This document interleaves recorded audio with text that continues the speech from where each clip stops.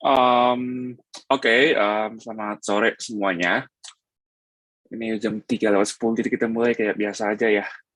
Mungkin sebelum lanjut, gue pengen nanya buat modul minggu kemarin, kira-kira ada kendala apa enggak nih? Soalnya gue lihat kalian ada diminta untuk pakai apa ini, cloud function ya. Bener apa enggak sih? Bentar.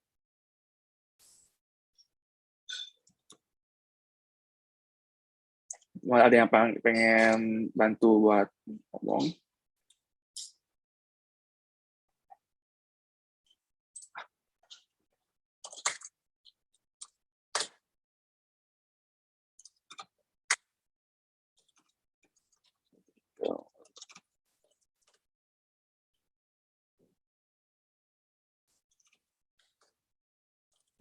Kalau dari minggu lalu modul nggak ada masalah sih kok.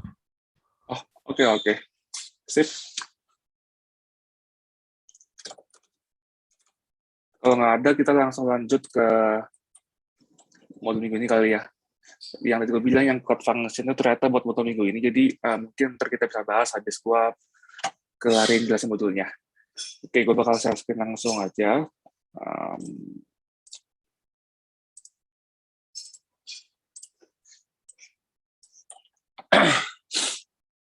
Oke, kalau kemarin kan kita udah masuk ini ya, kita udah masuk di pakai Firebase, cuman kita baru belajar untuk cara pakai database-nya, yaitu yang real-time database, sama apa namanya, Firestore kalau nggak salah ya, dua itu pokoknya. Jadi kita bisa menggunakan dua service tersebut untuk nyimpen data yang disimpan dalam bentuk JSON atau dalam bentuk NoSQL gitu. Nah, di minggu ini kita juga masih pakai Firebase, cuman kita pakai fitur lainnya yaitu namanya notifications. Nah, um, notification di sini lebih tepatnya dibilang sebagai push notification gitu. Jadi ini notifications yang dikirim dari luar gitu, dari luar bukan dari dalam device kita. Jadi ini mungkin kalau kalian sering pakai aplikasi kayak Gojek, Shopee, apalagi itu pokoknya yang kayak gitulah. Ini kan ada banyak tiba-tiba kayak notif yang isinya tuh tiap hari tuh beda-beda. Mungkin ada promo lah atau ada apapun. Nah, itu kurang lebih kayak gitu tuh. Itu namanya push notification. Jadi perusahaan itu bisa ngirim suatu info baru, suatu pesan baru yang dimunculkan dalam bentuk notifikasi di perangkat kalian masing-masing. Itu namanya push notifications. Nah, dan di minggu ini kita bakal belajar gimana caranya kita membuat untuk push notification ini. Oke, gue buka-buka lagi Firebase Console ya.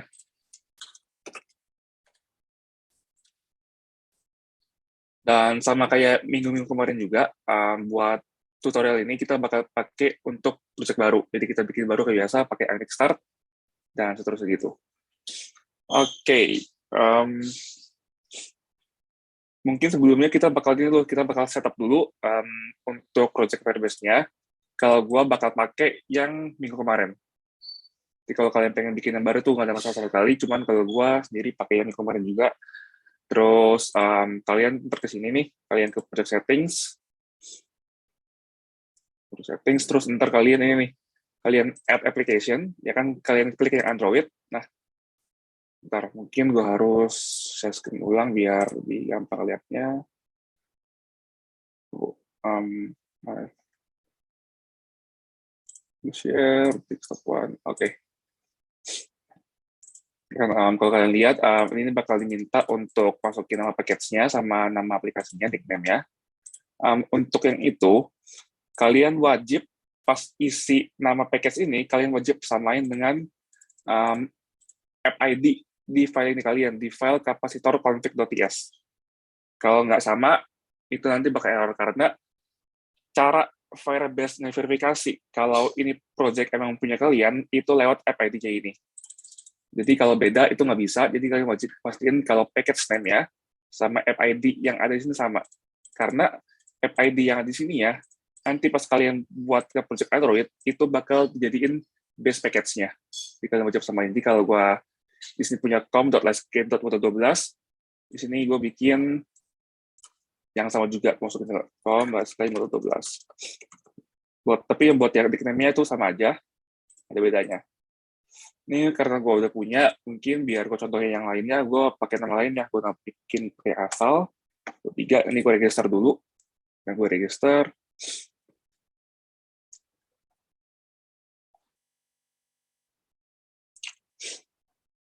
misalnya register, ntar kalian bakal diminta untuk download file yang dikasih. Ini Google Service.json. Nah, ini tuh dipakai, nanti kalian bakal taruh di project Android yang kalian habis build itu, kalian taruh di app struktur ini, dan ini dipakai untuk verifikasi kalau kalian emang punya otoritas untuk pakai Firebase-nya itu.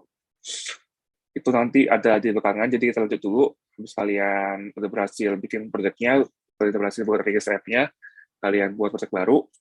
Nah, ntar di project baru ini kalian ubah home.tsx-nya kayak biasa, kalian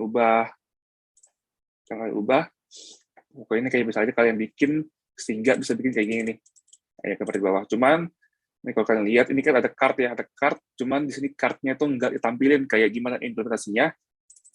Itu kalian bebas mau bikin kayak gimana, yang penting ada teks kayaknya, ada 3 teks ini dah, ada kayak register for post, baik itu footer button, dan lain-lainnya. Jadi biasa, kita bikin ion card, ion list header sama ion list-nya. Terus di sini kita punya notifications. Cuman pas di tahap ini kalian mau nge-map notification itu bakal error. Kenapa? Karena kalian tuh belum nge-define atau bikin variable dari notifications ini. Tapi ini nggak apa, kalian ketik dulu. Nanti karena kita bakal bikin array dari notification itu di bawahnya. Dan bikin nih notification map, kan, kita callback notif.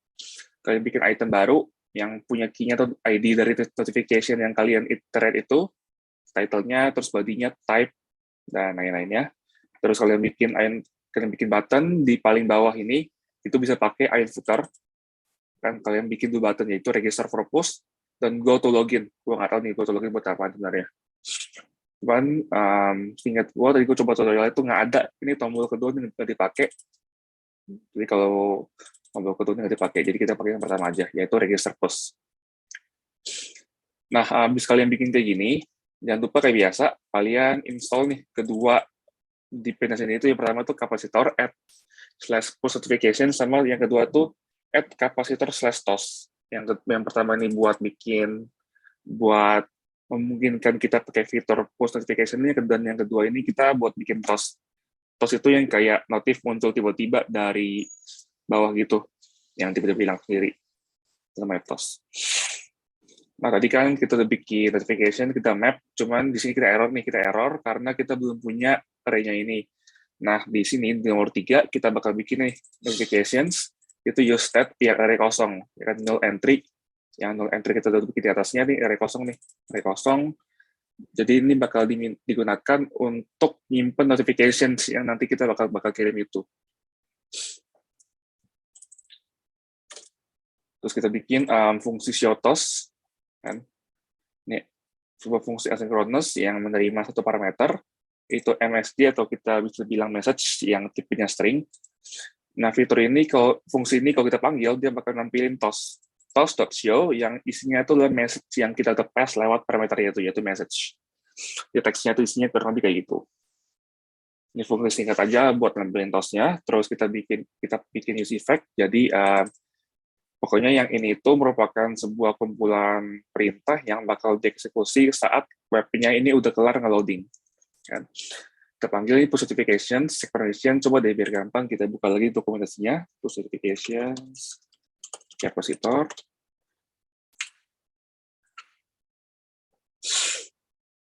Dan check permissions. Apa nih check permissions yang udah cek? Ada di sini. Check permissions. Oke, jadi di user pack ini kita bakal manggil check permissions ini. Check permissions, kalau kita baca, itu akan digunakan untuk mengecek permissions, apakah device kita ini punya akses untuk menerima push notifications. Kan? Dia tuh bakal nge-return ini promise yang tipenya itu permission status, di antara gagal atau berhasil atau dikasih. Tapi kalau kita lihat juga, di Android itu bakal selalu dikasih atau bakal selalu granted. Cuman mungkin ini artinya ini nge-imply kalau di iOS kita perlu ngecek dulu. Jadi kalian bikin di Android nantinya, ini kalian nggak perlu khawatirin. Tapi ini kita tetap pakai. Gitu aja. Akan panggil post notifications.checkPermissions. .then artinya habis cek permission kita udah jalanin, kita bakal ngeksekusi blok yang ada di dalam dan ini. Kalau granted, kalau dia nggak granted, jadi kita harus nampilin lagi nih stosnya, push notification permission denied, tapi kalau dia granted, dia register push-nya. Kalau granted, dia register push. Dan apa sih isi dari fungsi register push ini? Yang pertama kalau kita baca, dia bakal nge-register. Nah, register artinya digunakan untuk nge-register aplikasi ini untuk menerima push notifications-nya. Artinya kalau kita udah register, aplikasi ini yang kita bikin, itu dia tuh punya hak atau akses untuk mendapatkan push notifications yang nantinya bakal dikirimkan. Dan kalau kita baca lagi, error nih. Itu bakal nge-trigger event registrations yang bakal ngembaliin nilai registration error kalau ada masalah. Kalau nggak ada masalah, artinya dia nggak read apa-apa. Kalau sukses, kita bakal ini yang lanjut add listener yang punya event name-nya itu adalah registration. Jadi kalau kalian ingat lagi, ini kan JavaScript ya, add listener. Jadi kalau kita add listener ini artinya dia tuh bakal nge-listen, bakal ngecek setiap ada perubahan, akan diupdate gitu. Jadi ini kita bisa anggap sebagai sesuatu yang real time. Ini real time, kita nge-listen ke perubahannya. Jadi kalau perubahan dikit-dikit itu, kita langsung bisa notify dan bisa langsung update. Apa nih kalau kita add listener dengan nama event registration, kita cek add listener registration di sini nih. Ini akan dipanggil ketika registrasi dari push notifnya ini akan selesai berhasil tanpa masalah. Kan? Udah berhasil masalah, kita bakal nampilin toast push registrasi sukses. Artinya kalau sampai sini kita udah berhasil buat nge-register aplikasi kita ke push notification dari Firebase ini. Nah, tadi kan kita bilang ya, ada ini nih, kalau pas register kita error, dia bakal ngebalikin sebuah nilai yang namanya itu ini nih, registration error. Jadi kita juga tambahin listener juga. Kalau ada error, dia bakal nampilin juga error apa ini? Error on registration. Jadi kita bakal nampilin percent error yang dapetin dari Firebase-nya itu. Kayak gitu. Next-nya, kita juga tambahin lagi nih listener yang lain, yaitu push notification receive. Jadi kalau kita lihat apa nih? Receive. Jadi ini merupakan sebuah fungsi listener yang akan dipanggil ketika perangkat kita itu mendapatkan notifikasi baru. Jadi setiap dari Firebase ini bakal ngirim notifications, dia bakal langsung ke update. Ada yang baru, dikirim baru, bisa langsung kita mainin gitu datanya. Jadi kita nggak perlu refresh, kita nggak perlu cek-cek lagi, nggak perlu tekan tombol lagi, cuman dia langsung otomatis. Dia kayak real time gitu, pokoknya real time. Jadi setiap ada notif baru yang diterima, kita bakal ambil notification-nya, ya kan? Kita ambil notification-nya, terus kita masukin atau kita update notification use step yang tadi kita udah buat di awal. Ya. Ini untuk mengupdate tampilan notification-nya itu. Dan yang terakhir ya ini, push notification at listener yang punya event itu push notification action perform. Ini kalau kita cek, ini akan dipanggil atau akan trigger saat sebuah aksi itu kita lakukan terhadap push notification yang mungkin ini pas kita tap notification-nya ya, itu juga bisa kayak gitu tuh. Oke lah, ini kurang lebih sama nih. Kita juga bakal nge-update array dari notification yang kita udah buat. Gitu, kan. Sudah habis kita bikin biar kita bisa run di Android, yaitu dengan cara kita ketik Ionic Capacitor at Android, terus itu biar kita tambahin kalau ini project emang buat run di Android, terus kita copy config filenya dengan komen Ionic Capacitor copy Android. Terus jangan lupa mungkin kalau masih error, kalian bisa ketik Ionic Cap Sync biar nge-sync sama aplikasinya itu, sama ID-nya. Ntar kalau udah, Tadi kan kalian ini ya, kalian buka di Android di itunya, ini gue buka lagi deh Android Studio-nya. Yang tadi kalian dapat Google Service Dojo.net itu kalian terpindahin ke dalam itunya tuh project Android-nya.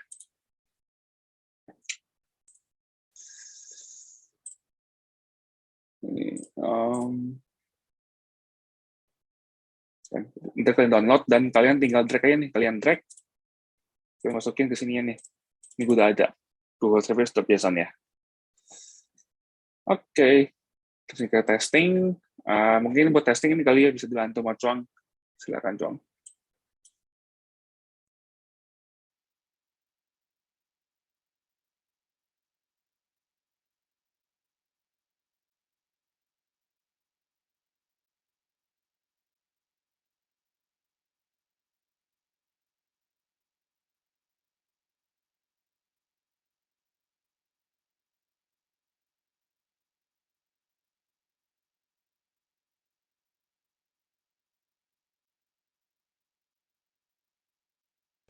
Oh wait, sorry, gue lupa nyalain mic di headset gue. Oke, jadi gue ulang lagi. Gue bakal lanjut buat ini ya, apa ngejelasin cloud messaging-nya. Nah, jadi pertama kita itu lihat di sini dulu di apa di Firebase ya kan, karena kan kalau kalian misalnya masuk Firebase kan normalnya itu gini ya, gue kasih tunjuk dulu. Kalian pertama kan pasti bukanya kayak gini nih. Nah, kalian tinggal pilih project kalian. Nah, terus habis itu kalian tinggal cari apa di sini. Kalian masuk ke bagian engage gitu ya. Terus bagian cloud messaging di sini. Nah, buat ngetesnya itu kalian tinggal ini aja langsung bikin new notification. Terus ya kalian masukin gitu ya. Misalnya gue bikin tes gitu ya, tes gitu. Nah, kalian pencet next ya. Pasti target kalian pilih app yang kalian bikin. Kan kalian masukin app ID ya yang tadi jelasin sama Diamond. Ini kalian masukin ke sini app-nya. Terus kalian pencet next, langsung kirim sekarang juga aja biar langsung bisa dilihat hasilnya. Nah, terus langsung pencet review. Habis yang review, langsung aja publish gitu kan. Nah, dia bakal apa? Ini langsung ngirim si notifikasi itu. Gitu ya. Nah, pertama kalian pas ngejalanin app-nya itu, kalian itu harus pencet register for push dulu ya. Ini kebetulan gue emang udah mencet register for push-nya ini, jadi emang nggak penting banget. Jadi langsung aja ya, apa namanya? Gue langsung ini aja tes aja. Nah, jadi kalau pertama kalau kalian itu langsung di apa namanya? Ini ya, misalnya gue buat ngetes nih yang notifikasi di luar aplikasinya gitu ya. Kan ini posisi kalian lagi di luar aplikasinya. Gue bikin new notification, misalnya tes apa namanya? Misalnya tes di tes notif di home screen gitu ya. Terus home screen test.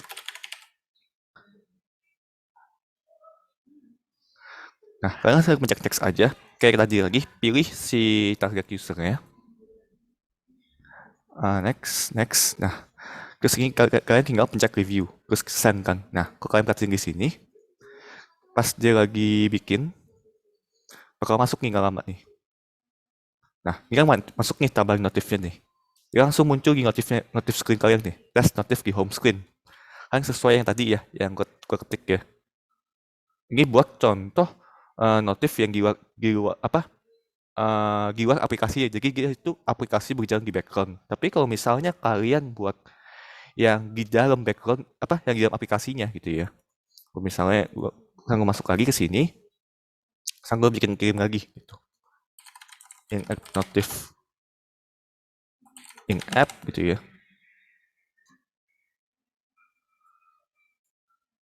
Pas kalian publish, ini langsung masuk ke sini. Bentar. Nah, tuh dia bakal langsung masuk di foreground. Apa di foreground app-nya. Jadi kalau misalnya in app dia bakal masuk ke sini, tapi kalau kalian lagi di luar, dia itu bakal masuk ke notification bar-nya, walaupun nggak langsung masuk di notifikasi sini gitu. Gitu sih buat demo aplikasi minggu ini. Paham nggak? Area minggu nggak?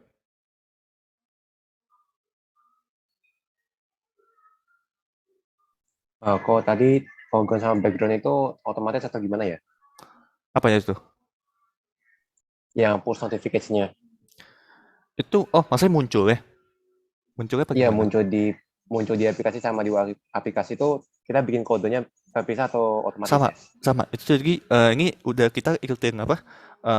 Tadi Diamond nggak nyobain buat bikin modulnya ya. Apa ikutin tutorialnya ini jadi cuma ngikutin tutorialnya aja gitu. Walaupun emang harus ditambah-tambahin untuk import library ya. Kita nggak bilang mentah, cuma untuk code-nya sih udah oke gitu. Untuk code-nya sendiri udah oke. Gimana? Kalau misalnya aplikasi dibuka, push notification di atas itu tetap nggak keluar. Nggak keluar, kita langsung dimasukin ke dalam aplikasinya. Kan misalnya kayak kalian buka apa namanya? Kalian buka Instagram gitu misalnya ya, atau lain deh paling gampang deh. Kalian masuk tuh, dikirim notif ada message masuk. Kan kalau misalnya udah kalian emang kalian in app kan nggak muncul lagi di notification bar ya, gitu ya. Jadi sebenarnya mirip-mirip sih sebenarnya.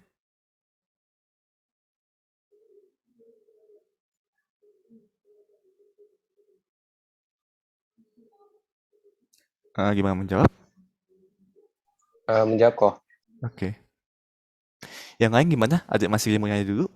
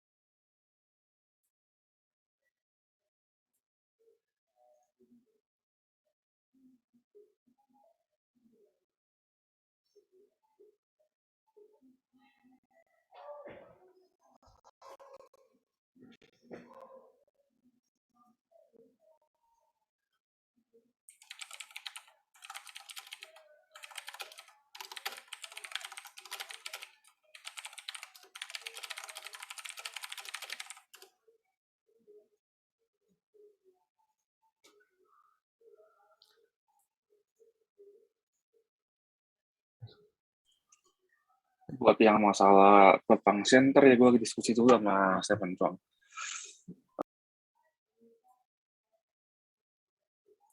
Bentar ya, buat calculation-nya gue lagi bahas dulu sama Diamond ya.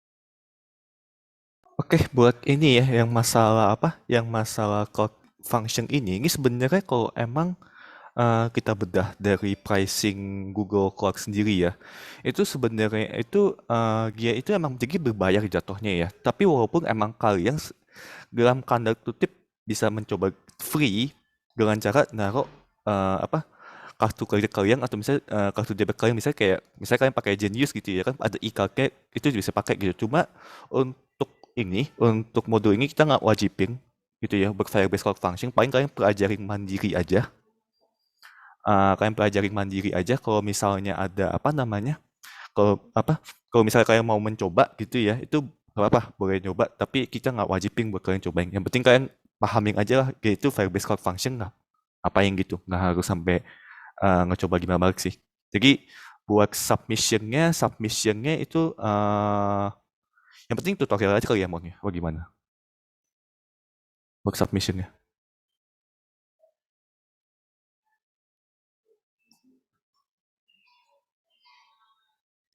Berarti kok kita nggak perlu modifikasi project members app-nya lagi ya? Sebentar ya, gue lagi confirm lagi sama Diamond sebentar ya.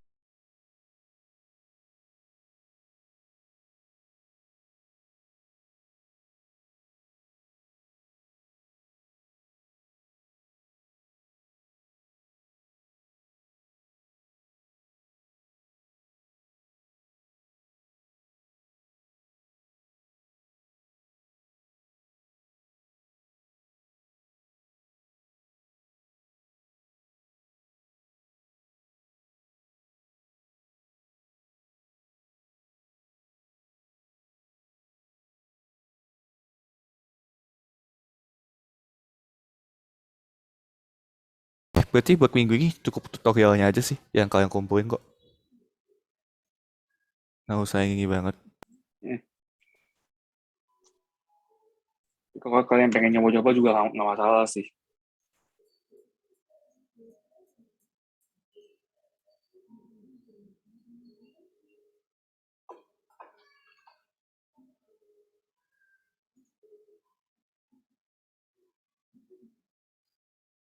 Oke. Gimana yang lain masih kayak menanya dulu nggak sampai sini?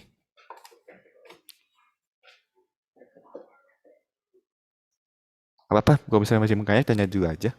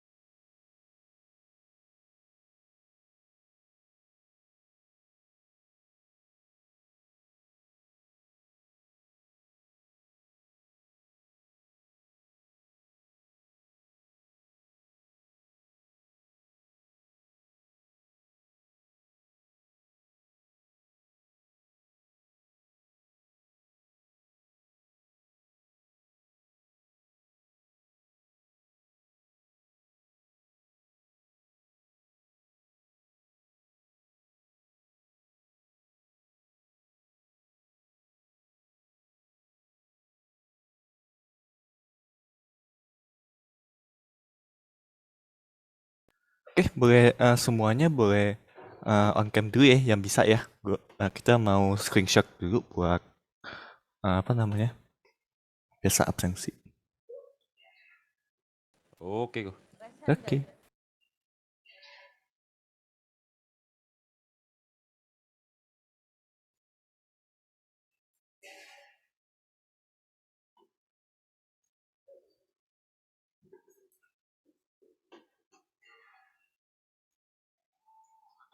Oke, sebentar ya, gue ingin dulu ya.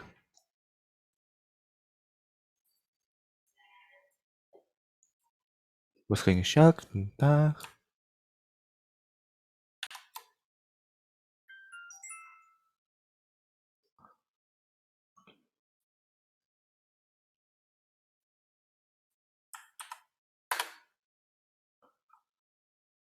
Oke, udah aman guys screenshotnya, boleh matiin lagi webcamnya kalau misalnya mau dimatiin.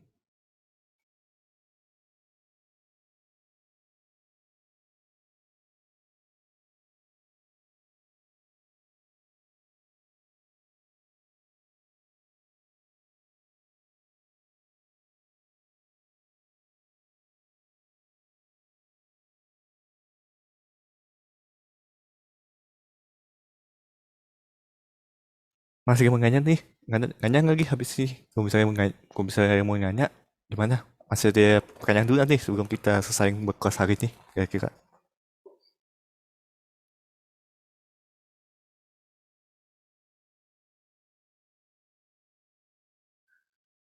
Jam-jam aja nih. Oke lah, kalau misalnya belum ada pertanyaan kayak biasa, kalian untuk kelas hari ini udah selesai. Kalau misalnya nanti mau pertanyaan kayak biasa, langsung apa Discord kita aja buat kalian. Kalian gak boleh leave ya. Thank you. Oke, thank you guys. Gak boleh live ya. Gitu. Thank you kok. Terima kasih kok. Thank you, kok. Oke. Thank you. Oke.